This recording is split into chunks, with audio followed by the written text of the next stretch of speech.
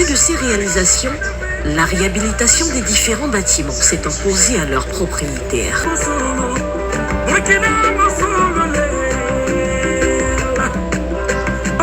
Quand je suis arrivé comme président, on avait des grands problèmes de l'école. Qu'est-ce que je fais?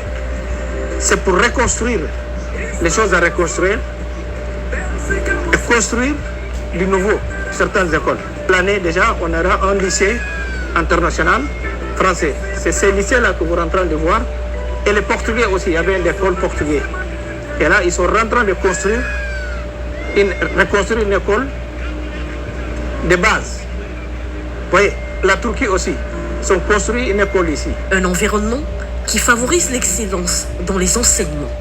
Aujourd'hui, le pays peut se vanter d'avoir des ingénieurs et experts dans différents domaines, dont la médecine. Le gouvernement mise sur une formation sur mesure et de qualité. En ce moment, j'ai beaucoup de médecins, de professeurs, 70 professeurs du Nigeria, spécialistes dans tous les domaines, qui sont à l'hôpital, en train de former mes jeunes cadres. Et bientôt, je recevrai 15 médecins, des professeurs sénégalais aussi, qui viendront dans la cadre d'hôpital militaire, qui est mon hôpital principal. Pour cela que je dis vraiment, il faut qu'on travaille nous tous. Et cette génération ne doit pas fauter comme les autres. A rappelé que le numéro 1 bissau-guinéen a promis à ses compatriotes un hôpital de standing international pour permettre aux populations de se soigner dignement.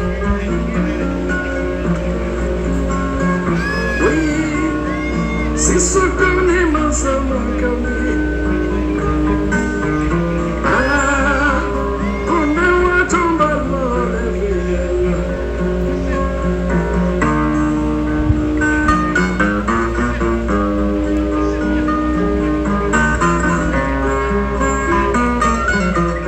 C'est à l'énergie n'est pas en reste.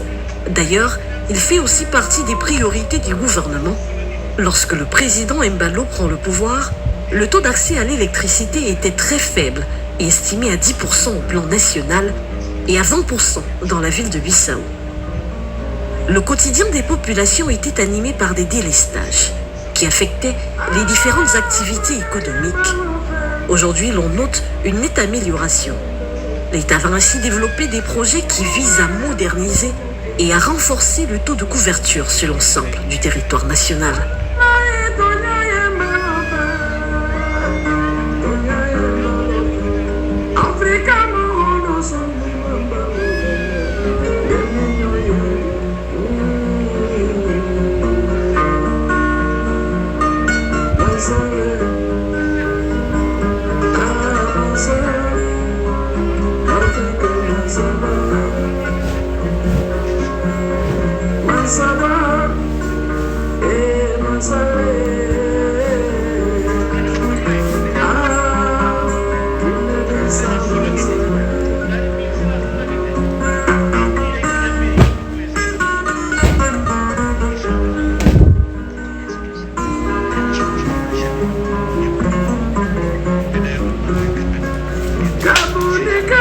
Centrale électrique d'Antoula, dans la ville de Bissau.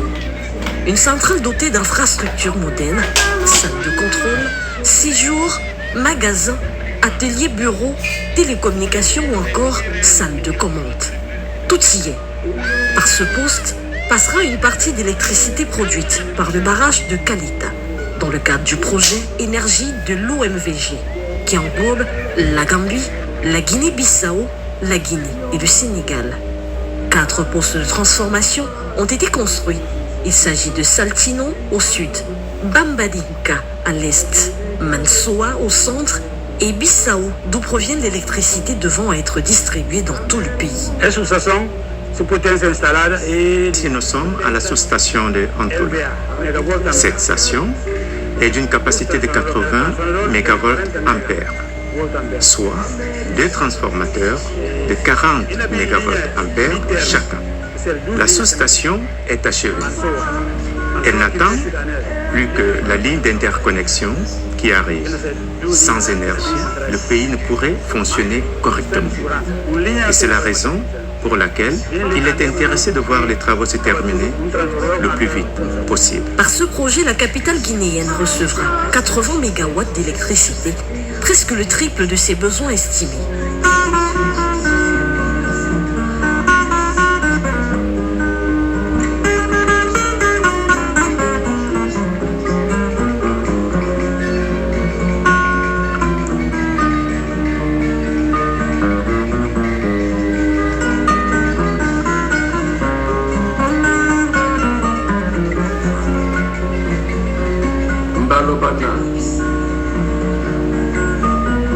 Mbalobana ebi pulo esinani jatu sinani pulo ngana ejaba sama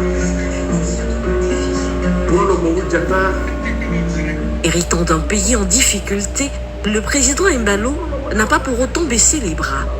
Sans ressources, il a su capitaliser sur son dynamisme et sa diplomatie légendaire. Ainsi, parmi ses homologues, il a alors su se faire de bons amis, mais aussi des frères, des relations qu'il assume pleinement. J'ai un ami que je peux le citer comme un ami personnel. Moi, je ne confonds pas. Il y a des homologues, il y a des amis. Macron qui était venu ici, je ne parle pas de Macky. Macky, c'est mon frère, comme vous le savez. Macky, ce n'est pas mon ami, c'est mon grand frère. Donc, si je parle de ça, il y a Sassou qui est mon papa, le Bouhari et les autres, même Alassane aussi. D'ailleurs, certaines rues de Bissau portent les noms de quelques-uns de ses homologues, à l'instar du président Bouhari du Nigeria, Sassou Nguesso du Congo ou encore Macky Sall du Sénégal. D'ailleurs, la diplomatie occupe une grande partie de son agenda, mais elle lui permet de récolter et réunir des fonds nécessaires pour la construction et le développement de son pays.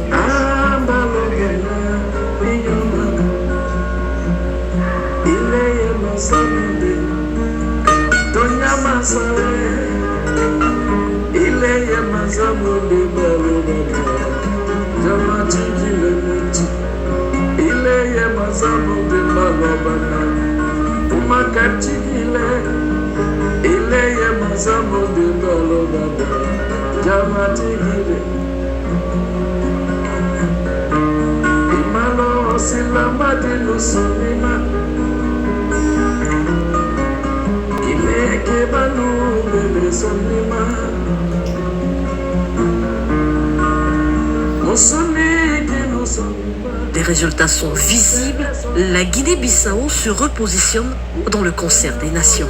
On ne peut pas quand même être un pays. À l'époque, c'est vrai qu'on n'a jamais vu, c'est moi qui l'ai ouvert d'ailleurs, mais ça, j'ai ouvert cette représentation diplomatique à Addis quand j'étais déjà Premier ministre. Parce qu'avant, on utilisait l'ambassade de Portugal et le Sénégal. Oui, au Sénégal. Donc, mais aujourd'hui, nous sommes un peu représentés. On a, je pense, 21 représentations diplomatiques depuis que je suis président. On a nos consulats généraux et des consuls honoraires. Parce qu'on ne peut pas quand même estimer qu'on doit avoir des représentations diplomatiques comme Sénégal, ou comme Nigeria ou Côte d'Ivoire. Non. Si beaucoup reste encore à faire, le pays, qui compte un peu plus de 88 îles, présente aujourd'hui un visage radieux. Une fierté pour le président Embalo.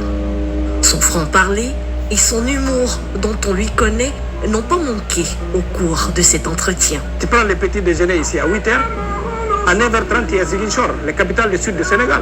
On a attendu 50 ans, mais bon, d'ici que je termine mon mandat, moi en 5 ans, les choses que je vais faire en 5 ans, si tous les autres qui sont passés avaient fait un petit chose, ce sera des grands morceaux. En cette année 2023, la Guinée-Bissau célèbre ses 50 années d'indépendance. Une nouvelle page s'ouvre alors pour ce pays en pleine reconstruction. L'espoir renaît peu à peu. C'est ça qu'un chef d'État doit être un bâtisseur. Un président de la République doit être un bâtisseur.